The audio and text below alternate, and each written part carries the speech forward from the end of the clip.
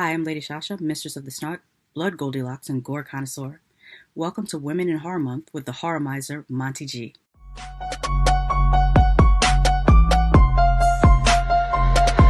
Y'all ready for this?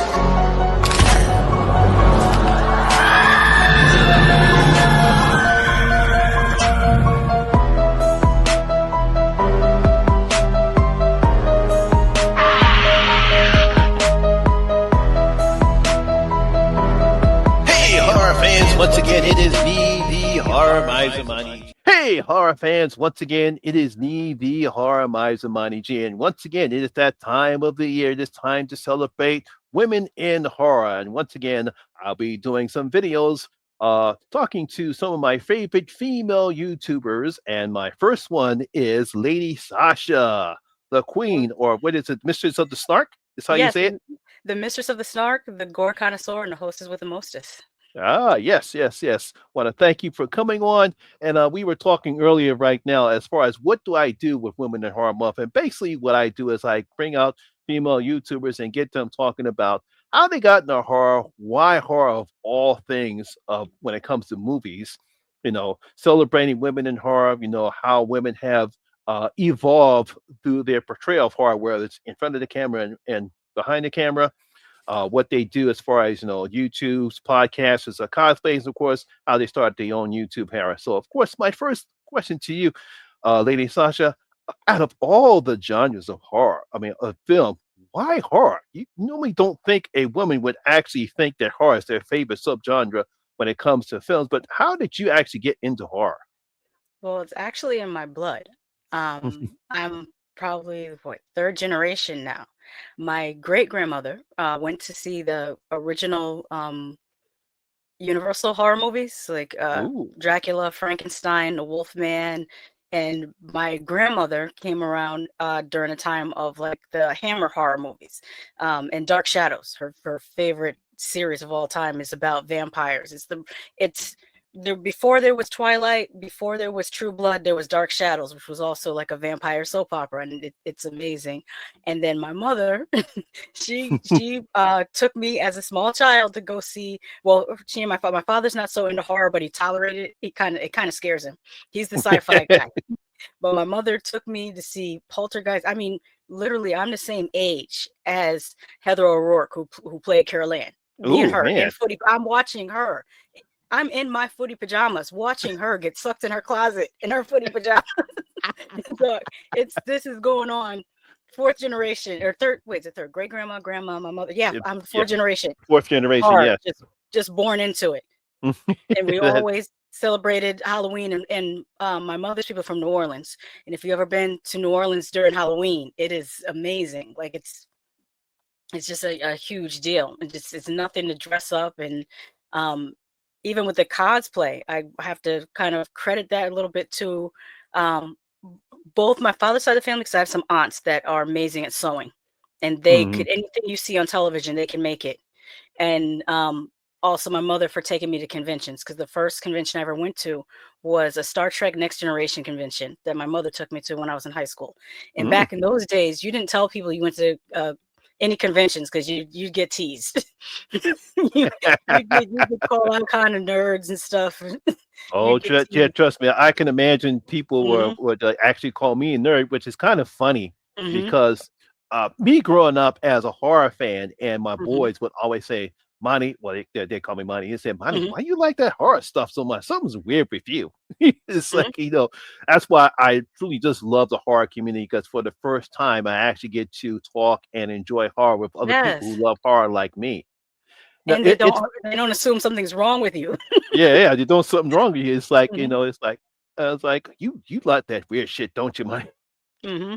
Yeah.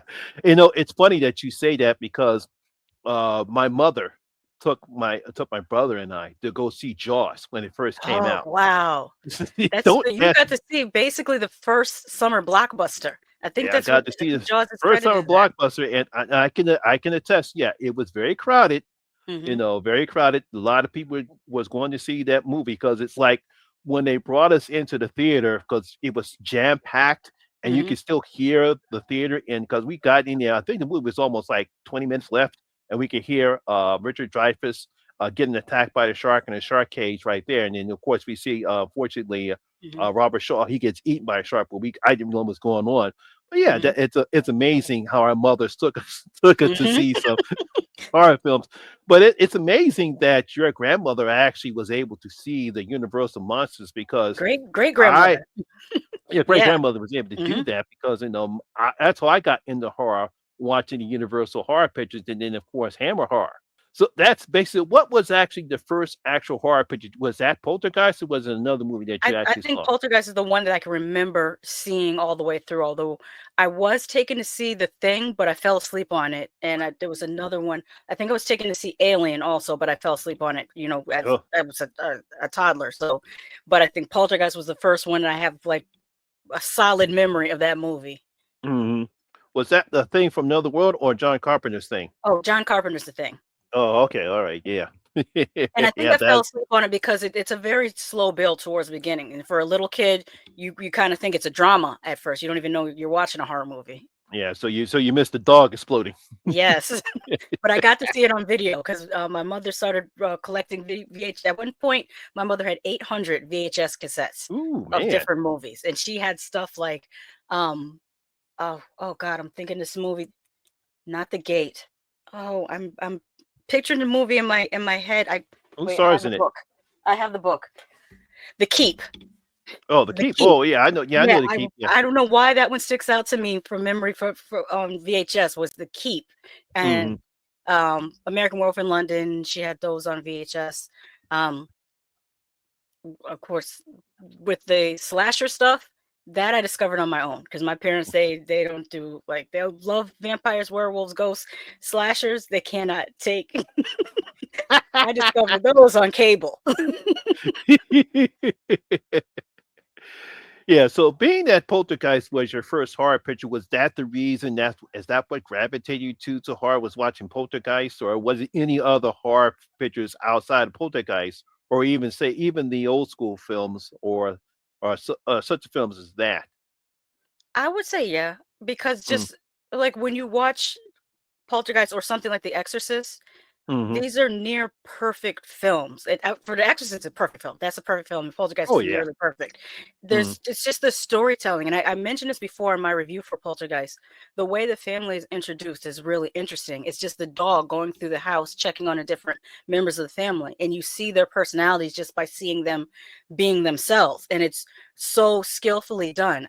That's why I get a little bit down on movies that do what I call lazy exposition, where hmm they have a character walk in the room and go, "Well, you're my brother," and it's like you didn't need to do that in Poltergeist because you saw this. These are the parents. These are the kids.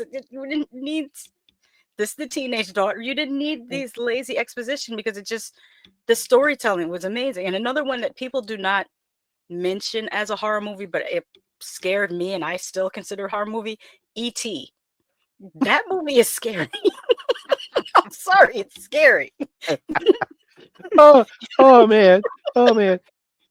I had to tell this story because when my cousin and I, we went to go see E.T., Hmm. and this is a Steven Spielberg film. Now, of course, it was before he put out Poltergeist, even though he didn't direct it. And of Hmm. course, when E.T. dies, me and my Hmm. cousin cracked up laughing, and people wanted to kill us in the theater. Hmm. And my mother thinks I still have a very morbid sense of Hmm. humor.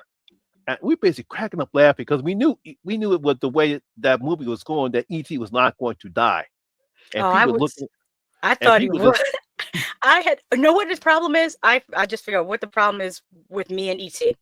uh Before seeing ET, I had seen Alien, and then oh okay. I had seen The Thing on VHS. So I spent the first half of that movie waiting for him to eat Elliot. I'm like, this is what aliens do. He's gonna eat that kid. Yeah, because how old were you when you went to see ET? Were you young? Oh, I was 7 or 8. Yeah. Oh no, oh no wonder you probably thought that. I was a Yeah. teenager because I Mhm. was a teenager. I'm a '70s kid, so Mhm. I'm a generation. So it's like I was like probably in my mid to late teens when I saw Mhm. ET, and I did not see. Yeah, I saw it in the theater, but it was like way after everyone was praising how great the film was. Mhm. But yeah, so. but I can understand the reason why he did that because at that point in time, you're just like this kid's an alien. He's going to eat just like the Yeah, like just Alien and like The like Thing. I'm like, alien and the thing.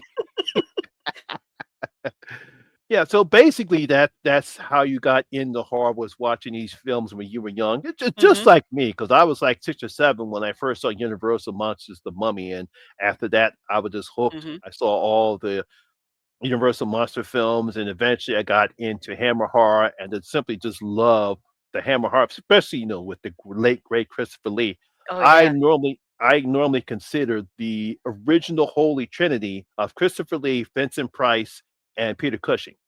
I Yes. consider them the original Holy Trilogy before Freddie, Jason, Michael came onto the scene. There's a great little clip of Vincent Price and Peter Cushing kind of ribbing each other. And it's so masterful, but Mhm, playful at the same time. Oh, the other thing I can say that really fascinates me about horror is the special effects, the practical effects. And I mhm, think because I grew up, I was born in 75, so I grew up more during the 80s. And that was like the heyday of practical effects. I mhm, mean, from um, The Fly, the Blob remake in 1988, mhm. even the Gremlins, even though a lot of people don't give it a lot of credit, I think that the effects in the Gremlins are really good to make those what are essentially puppets really feel like they're real creatures running around. Oh yeah, they did a great job in Mhm, the practical effects, whether it was the some of the stop motion they did when you had a mhm, whole bunch of them, and of course the single effects with Gizmo and Stripe. mhm. Even the animatronics with the eyes moving and, Mhm. oh, Child's Play. The animatronics in Child's Play are really good. I mean, I don't think people give a lot of credit to it, but for the time period, they were really, really good. And fun fact, they reused Chucky's eyes in the, Crypt Keeper in Tales from the Crypt. Yeah, I heard that. Yes, yes. Mhm, So now let's get on to the nitty gritty. Now, obviously, we've seen women how mhm, they've evolved through horror films. Obviously, from the Universal picture films, the mhm. Hammer horror films, and all the way up until I would say somewhere to the 70s. What do you think? Do you think that was a great representation where you had the woman was typical, the damsel in distress? She always had to be rescued by the man, some burly, strong man. Well, I think those movies were of the time period, and they had Mm, certain gender norms that were just the way they viewed things in the time period. And mhm, as things changed societally, that was bound to change. And what's interesting is horror is probably one of the first genres to showcase women being more their own saviors. Like what mm. it's the genre that gave us the Final Girl. Yeah, I know. Yeah, we're gonna talk about that later on. Yeah, Hmm. because it amazes me when I take a look at horror and see the evolution of women in horror from, Hmm. you would say, from the damsel in distress, from I would say all the way up until right around the 70s when we saw Hmm. a minor change. And obviously that came with I Spit on Your Grave, the original Yeah. one. Which I was was the if you first didn't time. mention it, I was gonna mention it. Yep. Oh no, I was going to mention it based upon what type of movies that you like. So, Mhm. what do you think about as far as that particular type of film? Whether it was the original one or did you see the 2010 remake? Yeah, I saw the remake, and I think there's a couple sequels to the remake. I Yeah, a saw couple. See, either 2 or 3, I can't remember, but I saw a sequel to the remake. I hmm enjoy them. One of my I mean, this is kind of a guilty pleasure is, rape revenge movies. It's hmm cathartic. Oh, another one that's great, Miss 45. I don't Oh think yeah, I people saw that one. That consider was it decent. horror, but it's really good. Uh, yeah, but what do you think? Do you think that actually is a great representation as far as some of the especially I think the 2010 the rape scenes are very brutal as opposed to the Mhm. ones in the original film. Do you think that's I think they were both done by men. Do you think that's okay for men to make a film about rape revenge? I think it depends. I think, Mm, it's probably best to have women um, in the behind the scenes, like, at least in the writer's room. I mhm, think a person can if you're a good director, you should be able to direct, um, from different points of view other than your own. Otherwise, you become a one-trick pony.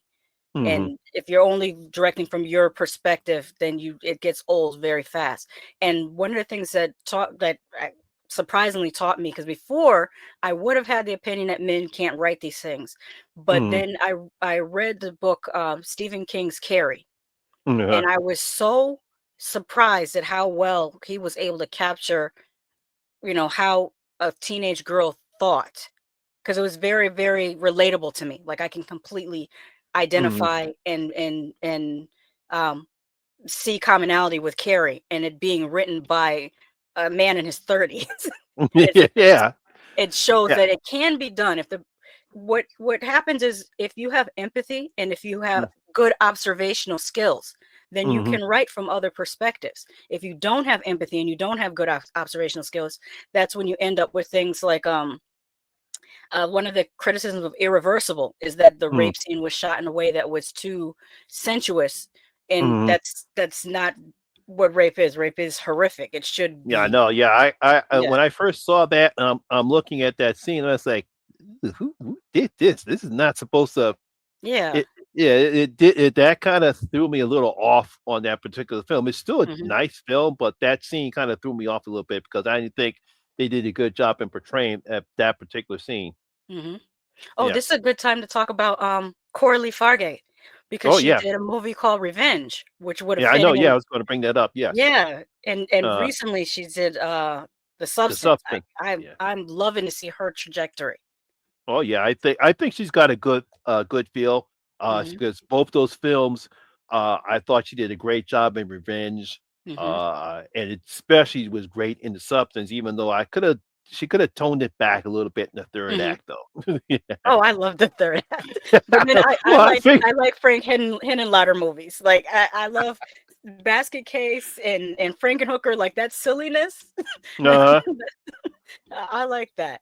uh-huh. Oh, someone else you mentioned about male directors and their perspectives on certain things. I think that's one of the things that people ignore that makes Halloween such a good film. It was Mhm. co-written by Deborah Hill. Everyone Yeah, I forgets know. that she co-wrote it. They Mhm. always say, "Oh, John Carpenter, John Carpenter." She was there. She co-wrote it.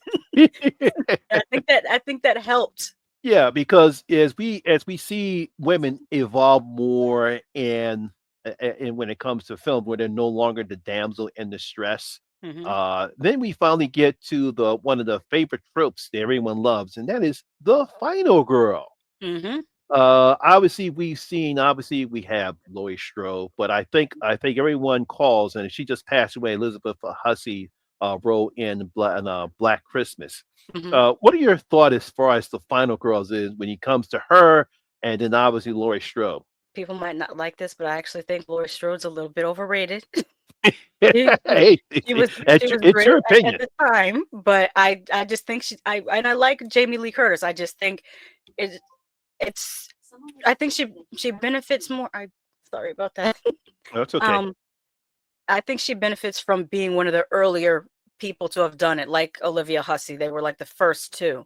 Olivia Mm, Hussey and Black Christmas. Yeah, which again, Halloween gets a lot of credit for things that Black Christmas did first, but mm, it's a more known movie. Halloween's a more known movie than Black Christmas was. Maybe mm, it's getting more knowledge now. But one thing that I don't like, a lot of times when I see people make these final girl lists, they leave out the Black final girls, and like one of the biggest ones I hate to see them leave out is Jada Pinkett.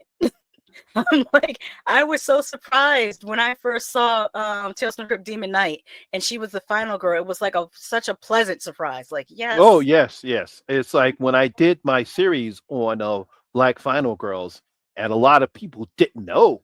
It's like Hmm. you see the film. Yeah, she's the final girl. You can call Hmm. her. As a matter of fact, I think she's the first African American final girl because I can't find another picture that actually had a black African American actress as the final girl in the film. I mean, now they become Hmm. more prevalent now, but yeah, but that's interesting. When I did that, and no one, and a lot of people didn't think about it until it's like, oh yeah, you're right, Monty. Yeah. Hmm. Hmm. Technically, Kelly Jo Minter did make it to the end of Nightmare on Elm Street Dream Child, but she Uh, wasn't the final girl because Alice also survived, so it was more than yes. one. Yeah. Hmm. Yeah, I But remember that. Yes. mhm. Yeah. But I was Yes. racking my brain to think, is there another one? I feel like there should Yeah. have been one in the 70s at least. No, I'm trying not to think. not a Hmm. one in the 70s because I was No. when I was doing my research one and I was trying to look back at the 70s, I couldn't find anything as far as when it comes to slasher films or anything that supposedly had a final girl in it. Mm. Uh-huh. Because I'm stretching it to beyond slasher films, thinking, did Pam Grier make it to the end of Scream, Blackula Scream? She might have. I have to watch that again. It's been a minute. Yeah, no, yeah, I had to Mhm. watch that again too. Yeah. Um, yeah, so obviously you say that Laurie Strode is overrated, you Mhm. know. How would you compare her as opposed to say a modern final girl like Sidney Prescott? This is going to be an unpopular opinion. I think Scream is overrated too, but that's just me. It's Um, okay. Trust but me. I think Sydney. I have a one somebody Velvet on the horror hangout. He would agree with you. Mhm. I like Scream, but I just think it's just okay. It's not amazing. It's just okay. Um, they both did silly things. Like one of the things that I don't like that Laurie Strode kept on doing, but they did correct this. They did correct this in the 2018 Mm, and more recent Halloween entries. But yeah. when she kept on putting the knife down and putting her weapons down, that was really annoying. And Sydney also, even though she criticized in the movie, she verbally says, with some Mm. girl that runs up the stairs and out the front door. And what does she do? She does the exact same thing. She ran up the stairs and out the front door. So, I think they did that on purpose. mhm. I really like Kirsty. I Mhm. feel like Kirsty dealt with a lot, and also Nancy. Nancy booby trapped the house. Like I like that Yeah, a I know. lot. Yeah, no, she was smart. Hmm. You know, because that's one of the things I thought I didn't like when it comes to some of the slasher films. Hmm. It's like, okay, we make some people are making stupid decisions, and Hmm. even the final girls are making stupid decisions. It's like, come on now, we can't be that dumb. Hmm. Now, I think one of the problems I always bring this up when I do these videos is that unfortunately, when after Friday the 13th came out, and all of a sudden we got all these slasher films, but Hmm. unfortunately, some of the slasher films you couldn't help it gratuitous nudity. We Hmm. had I don't know why some directors it's like we got to see a woman's breasts, we have to see a woman's butt. Hmm. Do you think that was a bit degrading as far as just taking advantage of women during that time period? I think so only because it wasn't even. If you have some naked dudes in there, then we have a more equitable thing, and I can get behind that. I think it's Uh, only sexist because it's only the women naked. mm, I think there's some exceptions. I want to say I'm trying to think of some. I feel like I've seen some slasher movies where they did show men, but I can't bring them to mind. But I was thinking of two slasher films that kind of um I don't want to say they addressed this head on, but they sort of mhm, put a female lens to it. mhm, One is the Slumber Party Massacre, which was yeah. directed by Amy Holden Jones and co-written by Rita Mae Brown, and then at the same time, Sorority House Massacre, which was written and directed by Carol Frank, sorry. And Mhm, both of these, they feel like your ordinary slasher movie, but then there's something that's slightly different, and I think it's because it's through a female lens. And mhm, one of them is kind of being more tongue in cheek with it, like Sorority House. Like when the mhm. girl is sitting there and the pizza guy's body has just been discovered, and she opens the pizza box and she's like, she just takes a slice and she eats and she says, "I feel better already." I'm like, it's very tongue in cheek. Uh, Whereas Slumber Party Massacre, it's almost like she was trying to um, outdo the sexism of those type of movies or mhm. be ironic with it, if I'm making sense. It felt like she was being ironic about it. Yeah, because that the one thing I could not understand since I've been doing this is like, okay, it's like you're seeing they seem to be more focused on just getting naked women on screen. Hmm. I guess they thought because they were showing it to maybe the what's it, the 18 to 35-year-old Yeah, target range. I they think thought that's that what the they're going. audience was more male. Uh, Hmm. or male because I guess that's what happens when you don't do your research. I mean, there are Hmm. women that actually do watch and love slasher films. Hmm. And I'm pretty sure the last thing I want to see is, oh my God, another naked girl. God damn it. Can't we see some Hmm. naked dudes? Hmm. Okay, so It finally stopped with the gratuitous nudity, and then we actually started to see smart, actually smart women in these Mhm. films, and also we getting to see some women directors Mhm. also coming into play. So, what is your thought on actually seeing now we're seeing women becoming smart as final girls, and also women being directors of horror films and writing horror films? Oh, it's wonderful to see. There's one woman that comes to mind immediately, um, and that's sorry, I'm blanking. She directed Eve's Bayou, but she also played Bernadette in Candyman. Hmm. Yeah, Casey Lemons. yeah, I know. Casey Yes, yes. Lemons. Yeah. She got to be, you know, an actor in, well, multiple movies, but Candyman is the one that sticks out to me. And then went on to direct Eve's Bayou, which is Mm, really, really fantastic to me. I think that she did an amazing job with that. And not only from a woman's lens, but also a Black woman's lens, which is mhm. not often that you get to see. I can probably only name like three Black women in writer or direct. I know there's more, but just off the top of my head, that come to mind of late, aside from Casey Lemons, recently we've had Akila Cooper, who Yes. she did the screenplay for *Malignant*, and then most Mhm. recently she did the screenplay for *Megan*, which was Megan, yes. a huge, huge hit. And then also Nia DaCosta, that did the Mhm. new Candyman film. And it's great to see Black women being involved in horror, because it's another that's another misnomer. They think, oh, Black people don't like horror. We love horror. Yeah. Who told you we didn't like horror? I We know, had a yeah, whole I Blackula, think Blackenstein, I Dr. know, yeah. Blackenstein. Like what? JD's Revenge. Yes, JD's Revenge. Abby. Yeah, Mhm. I saw all those. 'Cause, it's funny when I tell people, and most people know about Scream, Blackula, Scream, and not to go off Mhm. topic, but when I tell them, I say, you do realize there's a Black Frankenstein, and they like, Yes. what? Oh yeah, yes, Mhm. there was a horror movie called Black Frankenstein. Yep. It was during the Black Portation films. I was like, it Mhm. wasn't just all Shaft in Africa and or all those other movies. They did there were Yep. some people trying to capitalize on the vampires, the Mhm. And even The supernatural, Exorcist. even Exorcist. That's what Abby Mhm. was. It Yep. was a cheap, it was a very cheap version of the Mhm. Exorcist. but Well, the I kids are saw, gonna get to know now because Abby is on Tubi. yeah, yeah. Mhm. I told people, I said, check it out. Get with the old school films. Mhm. Speaking of since we're both African Americans, um, obviously the representation when it comes to people like us have Mhm. changed throughout the years when it comes to horror, especially when it comes to black women that are changed because Mhm. it seems like um they always want to get the angry black girl in Yes, some or of the the best horror films. friend. Or the best The best friend that says, "Oh, what was it? It was a documentary on Shutter. I'm blanking on. Was it? what horror noir? Yeah, horror noir." Yeah. And the young lady from the Craft was talking about how you had that black best friend character who's just there to say, "Are you okay? Yeah. Are you okay?" I know I was laughing at that. Yep. Yeah, it's like she couldn't do more.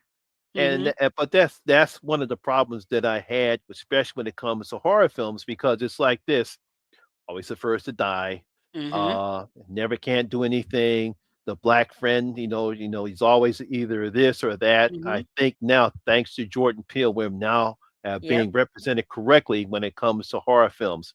Uh, of course, did you ever see The Happening? Yes, I did see that happen. You talking about the M. Night Shyamalan? Yes. The No, Happening? not that one. Oh, not the. I'm talking at the wrong. Not The Happening. What was that black horror film that came out 2 years ago? It's not I can't remember the goddamn name Oh, of it. oh, oh, The Blackening? The Blackening, yes, what is Yeah, The The Blackening? Blackening. Yeah, Mhm. yes, yeah. Yeah, I So saw that. what's your It was thought? more of a comedy. It was very Yeah, comical. Mhm. yeah, I thought it was funny. It was a Mhm. little bit predictable, but I actually Yeah. did like the fact that other than two people, everyone survived the film. Mhm.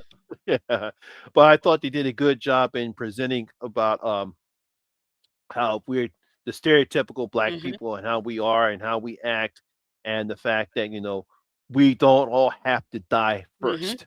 I've Oh, actually loved the tagline. there's a movie, I'm not sure the year, might be somewhere between 87 and 92. Hmm. Night of the Demons. Yes. The black character makes it to the end of the movie. He's a final Hmm. boy. I know. Yes. Hmm. I Yeah. forget his name, but he was dressed like a pirate, and it was so funny because when the demons came, he jumped out Mm. the window of the house. I He know. was Yeah. like, Because "I'm out of he jumped out there. here." He said, "Fuck that, boo." Hmm.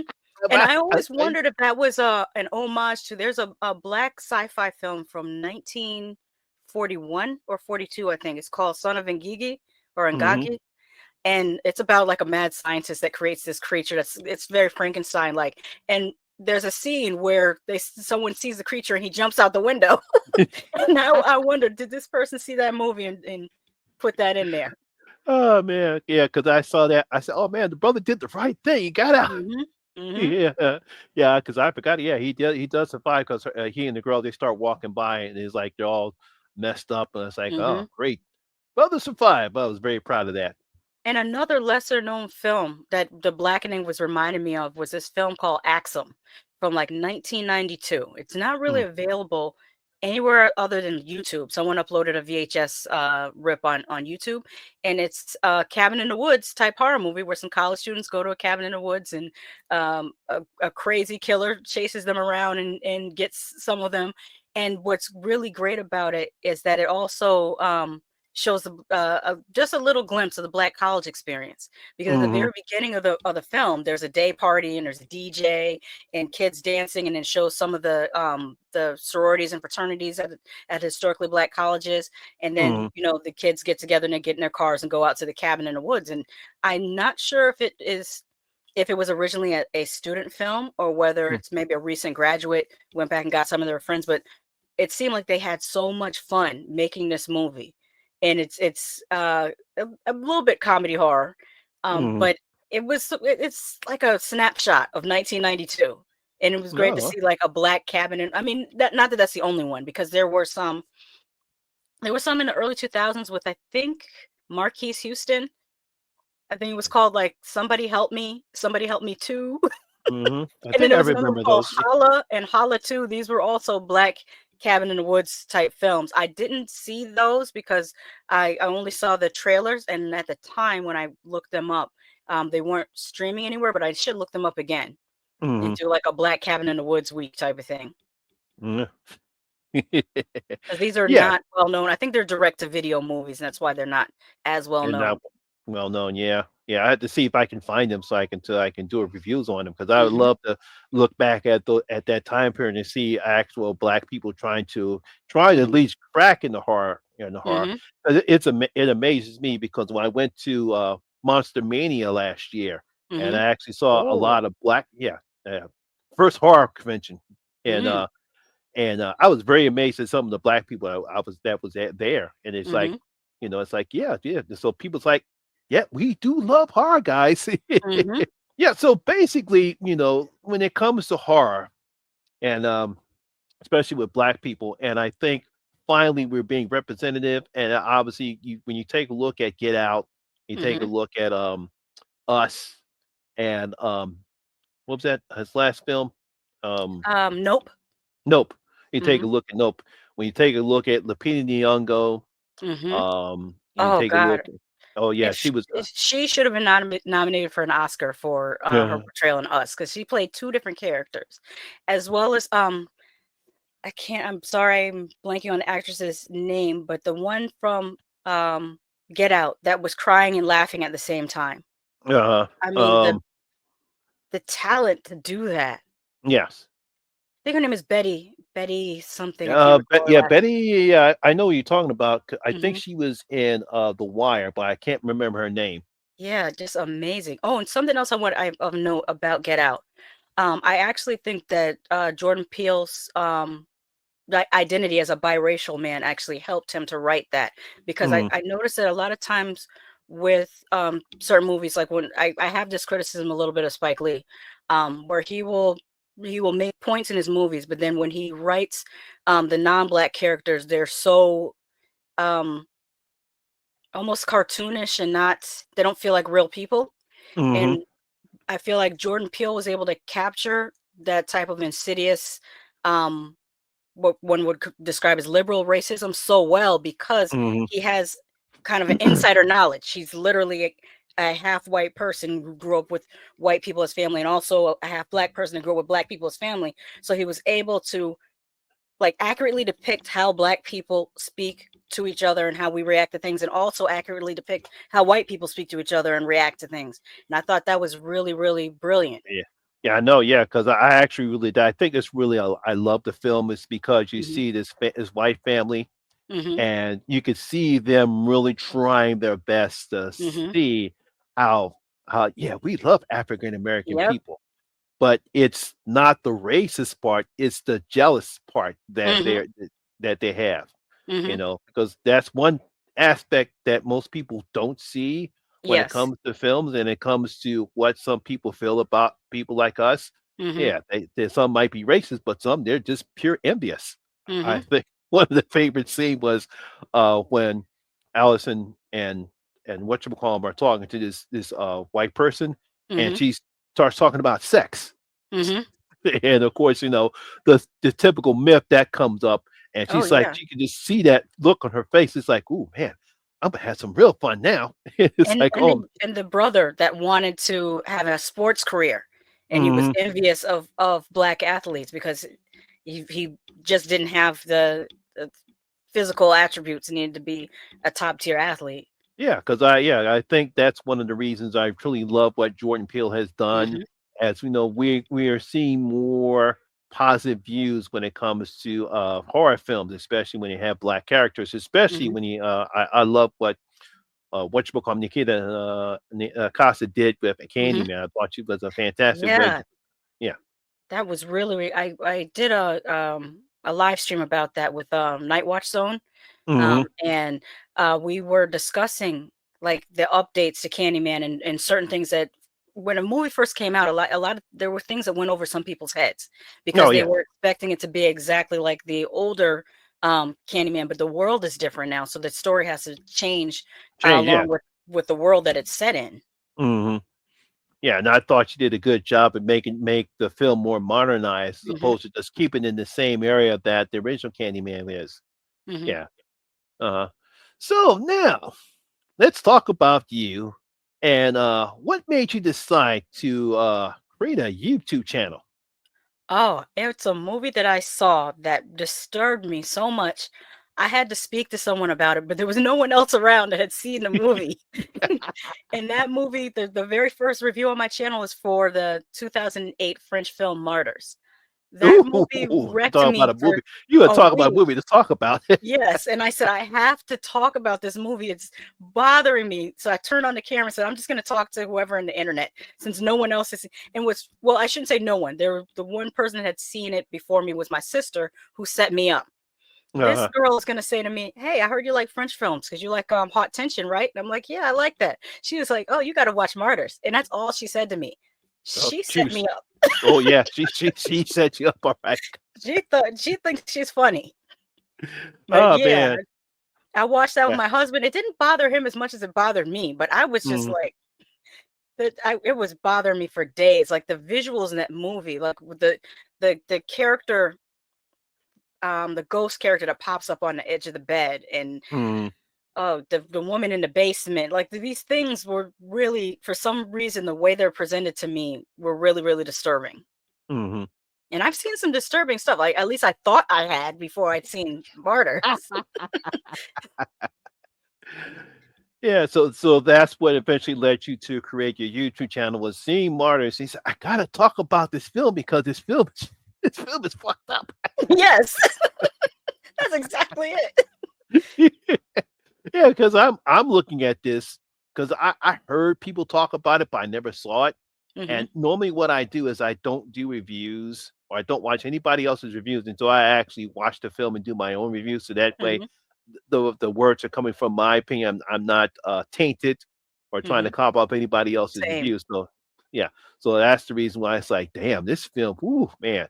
And I trust me, I've seen some crazy films. I'm pretty sure you have as well. Hmm. Why is it that because I think you and then DeRay from Rainbow Yes. Fright, y'all Hmm. love that gory stuff. What Oh yeah. actually what is it about it being a woman and watch some gory shit? Because we go through gory shit. Like when you think about it, just menstruating monthly is gory. Childbirth is gory. Gory stuff. Uh, Trust Even me. puberty. Think about it. As Uh, men go through puberty, you just get taller, you get some beard hair. Um our whole body changes shape in puberty. uh, When you think about it that way, it's kind of funny. It's like, oh, we're living a body horror. that's a great analogy. I have to say that's pretty good because one thing my mother taught me to respect women, Hmm. and I'm sorry that some of the stuff you have to go through, and Hmm. I'm glad I don't have to go through it. But I feel for some of the stuff, whether it's going to puberty and the first Hmm. time you're going to having that menstrual cycle appear. Yes. I think that's why when you see Carrie. Hmm. And Oh obviously that's yes. what happened. I could just imagine any girl not knowing what's happening and see that Hmm. happens, and she freaks out. Hmm. So I feel for her. So now, and I, and I'm, the stuff that y'all go through is it's like I just respect women. Hmm. Thank you for that. Hmm. But yeah, I think for me. That's why, and also, like I said, the artistry of the practical effects. Hmm. I love watching some of the behind the scenes footage. I remember, Hmm. I think one of the first times I saw it was there was a behind the scenes. It might have been a Thriller. It might have been Michael Jackson's Thriller, and it was Rick Hmm. Baker, and it was showing the behind the scenes of how he was putting the makeup on Michael and everything. I think that's when I Hmm. first got into it, and then when I saw the behind the scenes from American Werewolf in London, because to this day no one has done a werewolf transformation like that. Like it's been Oh, 40 years, over oh 40 yeah. years. You guys still haven't done that transformation on the level that he did that. Because for me, when it comes to werewolf transformations, is that and the Hmm. howling. Although Yes, the howling. I'm a little bit more towards the howling, but yeah, but doing those I've never Hmm. seen anyone try to do the werewolf transformations other than those two films. And it's Hmm. like, come on, guys, you try to.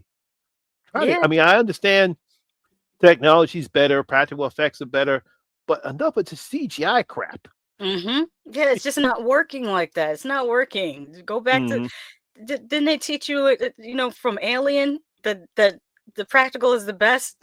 You Hmm. can use a little bit of CGI for movement, but Hmm. keep the guy in the suit. Yeah. Like Predator. Oh my God. That Predator design is iconic. Like the way his face is, having the dreadlocks, like it is Hmm. that is a top tier creature design. Hmm. Yeah. So, how did you come up with the name Lady Sasha? Oh, well, Shasha is my nickname. My family just calls me Shasha. And the name was taken online. So I said, well, I have to add something to it. I don't want numbers after it. So then I thought about like two things. There was a group called Delight, and there was a woman in it, and her name was Lady Miss Kier. And Mhm, she got really popular during the Club Kid um I don't want to call it season, but it's not a fad either. Culture. There was a club mhm, kid culture of the '90s, which was uh-huh, largely informed by the ballroom subculture in New York, which was the ballroom was like this. It's like a dance expression that is really pioneered by LGBTQ people, and they okay, used to have all these different like categories.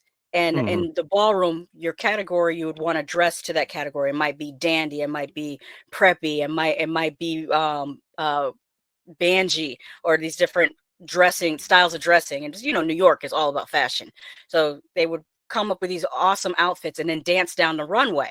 And it was mhm, like a combination of fashion and music and dance and all these wonderful things. And a lot of the participants would have these houses. And usually the woman that was the head of the house might name herself Lady something.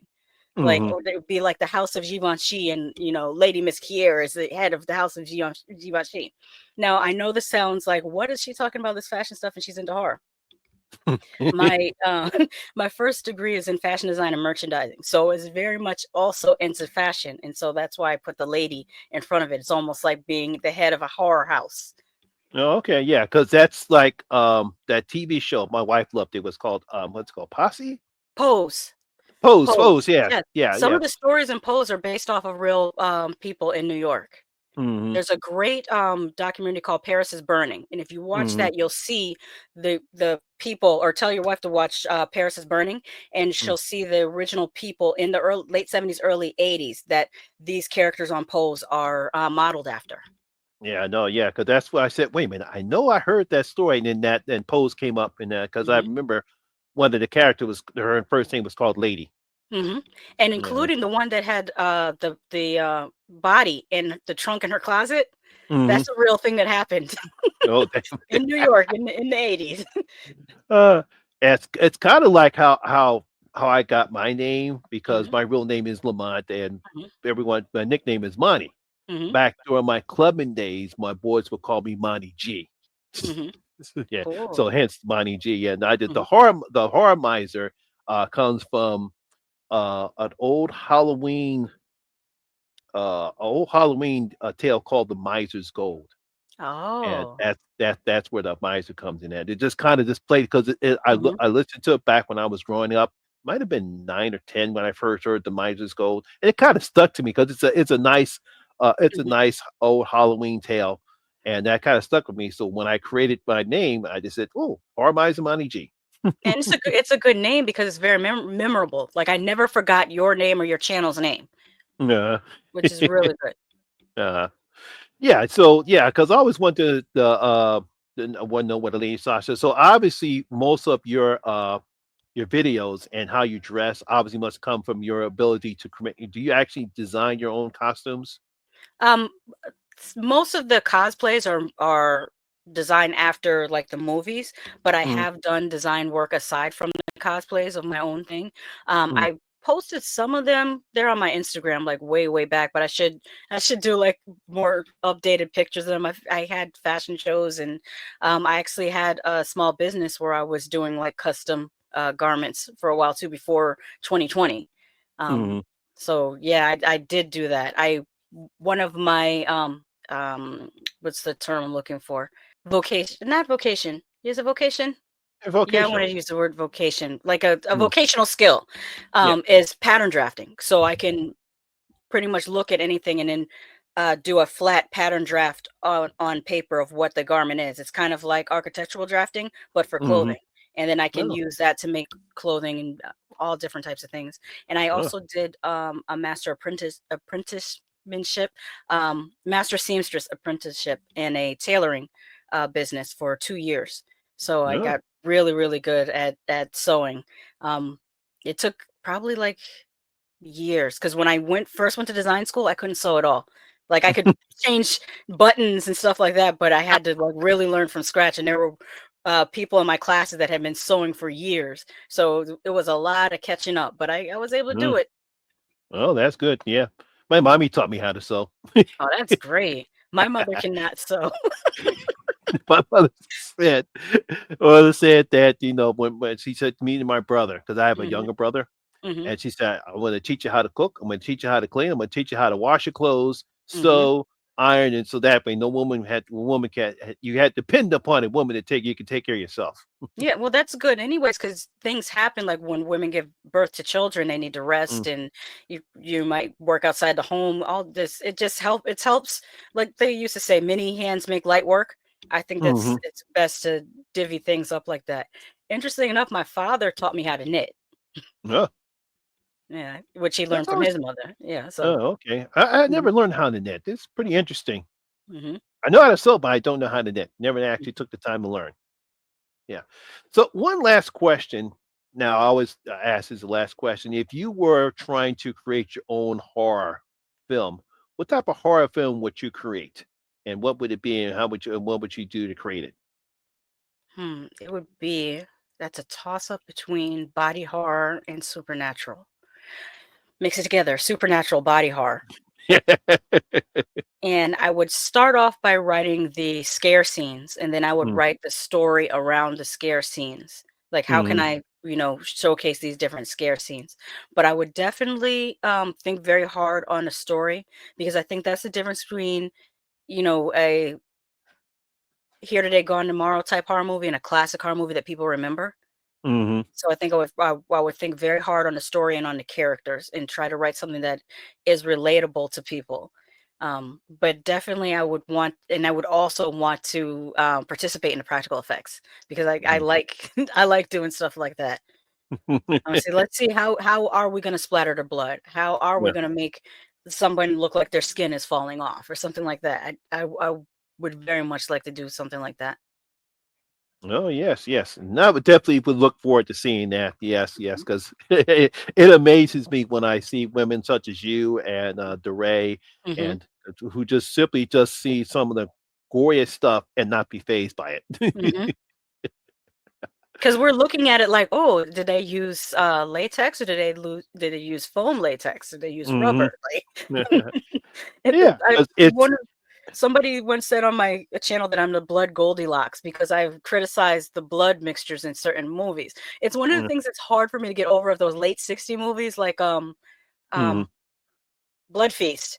That yes. bright orangey blood, I cannot I cannot. I know they did it because of the censors. They tried to make it look more cartoonish so that they would get a lower rating, so they wouldn't get rated X, they would get rated R, but it still Hmm. looks crazy. But in newer films, I hate when the blood is too watery. So Oh, I probably would definitely pay close attention to the that consistency and color of the blood. yeah, that goes to one of my pet peeves when it comes to the Bye Bye Man.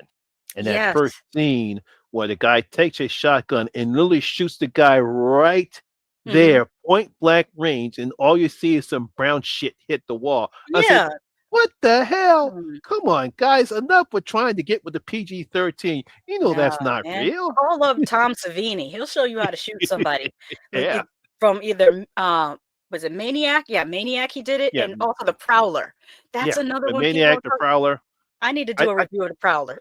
Yeah, no, yeah, Maniac the Prowler, Mhm. and of course that scene in Scanners. Yes. Oh, that was beautiful. You know how they did that? Yeah, if I remember correctly, I saw back to the scenes. They actually took Mhm. a big sculpture of the guy's face, Mhm. and they just had it put up, and I think they shot it with a shotgun, point blank range. Yes. And it's like boom, that's how they did it. And they filled it with like meat and stuff too, so that when Yeah, it splattered it was yeah. I was like, oh man, because it amazes me when I first saw Scanners, and Mhm. I didn't tell any of my friends about that scene. And then when that happened, they all jumped up and just looked at me like I Mhm. basically cracking the fuck up Yep. because it's like, Money, what the hell's what the hell type of movie you bring us? I'm busy dying laughing. God. It And it then it is fun to show people scenes, like, I recently did that. Now this was not with practical effects, but more so with dialogue. I uh-huh. had seen, The Deliverance, and so Ooh. I told my husband and my sister, "You gotta watch The Deliverance." And Uh-oh. that scene when Glenn Close was possessed and said, "I can smell you." My sister said, "Why are you having me watch this? What's wrong with you?" But that cracked me up. When I first seen that, I was almost crying how much I was laughing at that because I was like, they cannot be serious with this. No, yeah. I give Glenn Close credit because Hmm. she played the hell of that role. Hmm. But It's I like, see what the director was trying to do though, because if you go uh, by Exorcist rules, demons say nasty things. yeah, Like even you go St. back and Nancy look at the thing. stuff that Reagan was saying, it was nasty. Oh yeah. Now it now of course I don't know if you know this. I actually snuck in. I was like 13 years old and I snuck in to see The Exorcist when it Oh, first you're came so out of the theater. lucky. I know, yeah. What happens when you're born in the 70s, so Hmm. I snuck in. So I can tell people, I think it was the scene when Reagan, first of all, when Reagan masturbates, Hmm. people skits out. Hmm. But the scene that everyone ran out was when she actually takes the crucifix and stabs herself with Oh, it yep. and turns her head. And then when Turn, she grabbed her mother's head and yeah, yeah, yeah. yeah, I know people had to. Uh, Oh, people sketched. Yeah, mhm, people ran out. A couple people fainted, and mhm, people just like, yeah, that actually happened. I can attest to that. Phil place mhm, was crowded. Lines were that long, because by the time I got out the theater, the lines were that long. People really wanted to see that film because back then we didn't have the crap that we have right now with social media. It was purely just word of mhm, mouth. People mhm, are saying, "Did you go see The Exorcist? Did you see The Exorcist? You got to see The Exorcist." mhm, What it's about, I can't tell you anything. You just got to see the film. mhm. Yeah. So yeah, people just love it when I say that. I say, man, I envy you, man. You got. Yeah. You have to do some story times on your Oh channel. Do yeah. some story times of when you first went to see these movies in the 70s, because Uh, these are great stories. Uh, yeah, because what I would like to do is I'd like to get you, Knight, and DeRay on a Mhm. live stream so we can Oh, talk that'd be about great. that.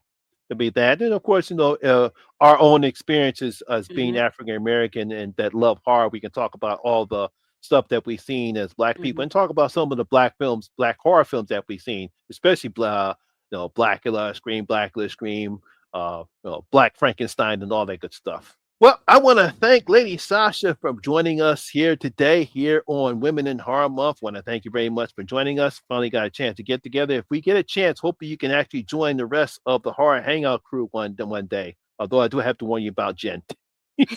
Oh, is it Jen's reviews from the grave? Yes. I know Jen. We're cool like that. I love Jen. She Eh, is funny.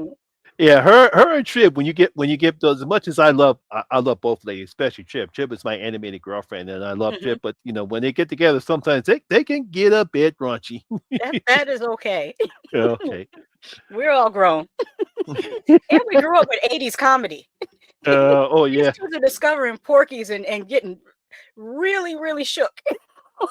Like, until next time, I've been Lady Shasha, Mistress of the Snark, connoisseur of gore, and the hostess with the mostest. And like I always say, don't take my word for it. Watch it for yourself. Just because I love something doesn't mean you won't hate it. And just because I hate something doesn't mean you won't love it.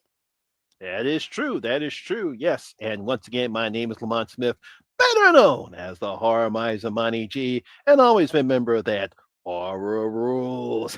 And everyone, please stay safe out there. Peace.